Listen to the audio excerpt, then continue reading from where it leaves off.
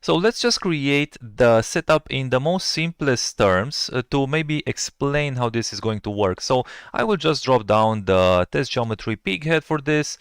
Let's maybe just do a transform and just move this up slightly so it's all, pretty much over the ground. And speaking of which, let's also add a grid which will act as our ground. Okay, I'll just leave this over here, and we want to fracture this pig. So the fastest and easiest method will be to just scatter a bunch of points, maybe not so many, 120 should be fine, and then do a Voronoi fracture from our geometry. Place our points here. Okay, so now we have our pieces, as we can see here. So from here right away, let's maybe do a null. So this will be our pieces. Okay, and right away let's grab this, Control C, do an object merge, and I'll just place this over here. And this is, so the pieces we are going to place inside a transform pieces sub. Okay, so now we need our template points and our rest points. So from our pieces we can go ahead and let's use an extract centroid and just create these, or rather turn these pieces into points. Okay, so from here on out we can move, we can work only with points. I'll drop another null here, and this null will be our start PTS. So this will be actually our rest points. Let's grab this. I will hold down Alt over here with this object merge, bring this over here and paste our start points over here. So this will be our rest points. Okay, so now we will need our template points. Let's go ahead, and from my start points, maybe I just want to do a point jitter and just scatter these around a little bit, increase the size, or rather the scale. And I want to grab this grid. Let's grab this over here, and I will just ray these points onto our grid. So let's drop down a ray, set our grid as our second input, and for the ray method, let's use minimum distance. Okay, and maybe I can increase the scale. So from here, this will be our end position. So let's drop down a null, and this will be our end PTS.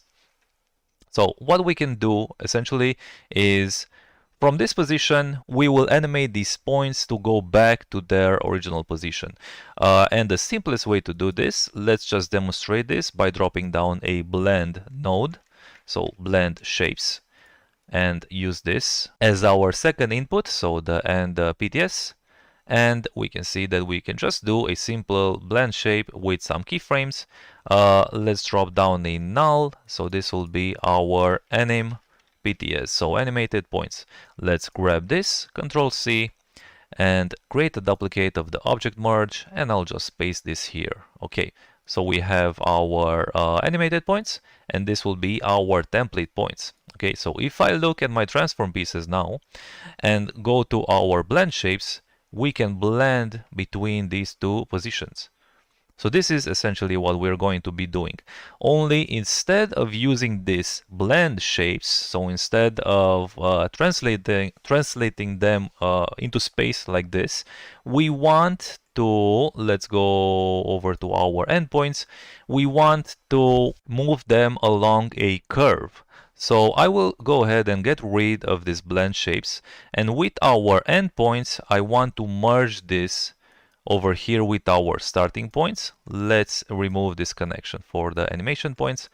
Okay, so I'm merging the start points and our endpoints over here, and now I want to create a curve between these points. So let's drop down and add, and let's go to polygons, and let's go by group, and we want to connect each point by their name attribute. The name attribute is something we get from our Voronoi fracture by default.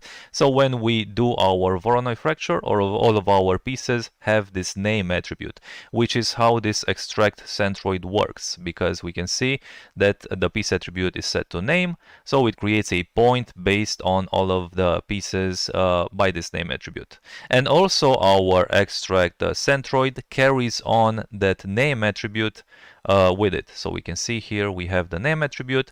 All of this is to say that now in our add node we can connect all of these by an attribute, and the attribute will be name. So what we want to do now is our endpoints, we want to carry them over their respective curves. So from our add, let's drop another null here. So this will be our curves. So the way we are going to carry the point along its curve, let's do an attribute VOP from the endpoint. So let's drop down an attribute VOP here. And let's set our curves as the second input for this attribute VOP. So the way that we're going to do this, let's step inside. We are going to use the primitive attribute. So if I drop down this primitive attribute node, we have this PrimUV node over here, and we will grab the position. So this is the position on the curve. And if we animate this U coordinate to go from 0 to 1, we will essentially travel the entire length of this curve. Let's maybe just go up, and I'll do this real quick. I'll just add 1 point, and I want to create 1 point at origin, and I'll just create one line like this. It doesn't really matter what line and what point we are using. So if I do an attribute VOP and look at my line, let's grab from op input 2, so the second input, let's do primitive attribute. We want to look at the position of our curve, so attribute will be P over here. And if I just simply plug this into our position, now we can see that as I animate this U coordinate from 0 to 1, it travels along the curve. So depending on what kind of line or curve you have, let's maybe just use another orientation here. We can see that this will follow the curve. Maybe I can template this so I can animate the point. Hopefully you can see this. Let's maybe use turn on the point. I'll go to geometry and increase the point size. Okay, so we can see that it simply travels the curve. Now there's a problem here. If I just use 1 point and 1 curve, the point will be number 0 and the curve will be number 0. We see here that there's a primitive input here which is set by default to 0. So in this case, because we only have to deal with 1 curve, this will be 0. But what happens if we have 2 points? So I add another point here, and we have maybe 2 lines. So let's maybe merge these. And let's do another one like this. Okay, we can see the problem here is that we do have 2 points, but it's only looking at primitive number 0, so our first one that we created. And both of these points, we can see that we have 2 points. Both of these points are on this U coordinate. So what we will do in our case is we are going to find which curve belongs to which point. So if I go up, I can go ahead and get rid of this. We have our points and we have our curves, okay? And we can use the name attribute to find out the curve number that belongs to the point which has the same name. And in order to do this, we will have to promote the name attribute currently for our curves. Let's just look at our curves. We want to promote the name attribute from point level to primitive level. So let's drop down an attribute promote. And we will promote from point to primitive, and we want to promote the name. So now our name attribute is propagated throughout this entire curve. And inside this attribute VOP, let's go back inside. And in order to find the primitive number, which has the same name as our point, let's use a find attribute value node. So let's drop this find attribute val. Let's point to our second input, which is our curves. The search value will be the name of our points. So let's do a bind import, set this to string, and type here name. So this will be our search value, okay? And for this find attribute val, the attribute class will be primitive because we promoted this to the primitive level. So let's go back inside here, and the attribute will be name. So this gives us an element ID, which is the number of the primitive that has the same name as our point. So I know I keep repeating this, but hopefully this makes sense. So now we can just simply plug this element ID inside our primitive number, and for this PrimUV, we will point this like we did in the earlier example to our curves, And now we can use this u coordinate to translate our points along their curves. So if I plug this here, the result, into our position, we can see this here, and we can animate this value now like so. So now they are being translated on the curves. Instead of using keyframes or setting the value here directly, we will map this to our frame. So from the frame, we will just simply do a fit range, and we will plug this inside our u coordinate. Okay, and let's say that I want this entire animation to be 100 frames, so I will set the source max to 100.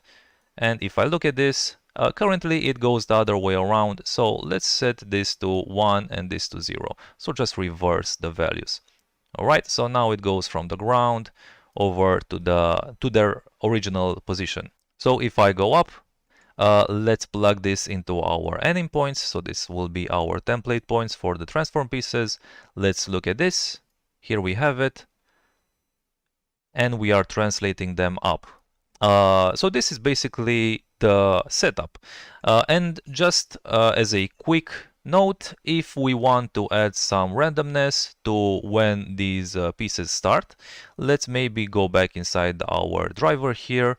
From my, let's say from the ptnum, I will generate a random value. So this gives me a value from 0 to 1. Let's maybe do a multiply constant, and let's multiply this by a value of 50. So now we will have a random number that goes from 0 to 50 for each of these pieces. And I can simply subtract the frame value with this random value.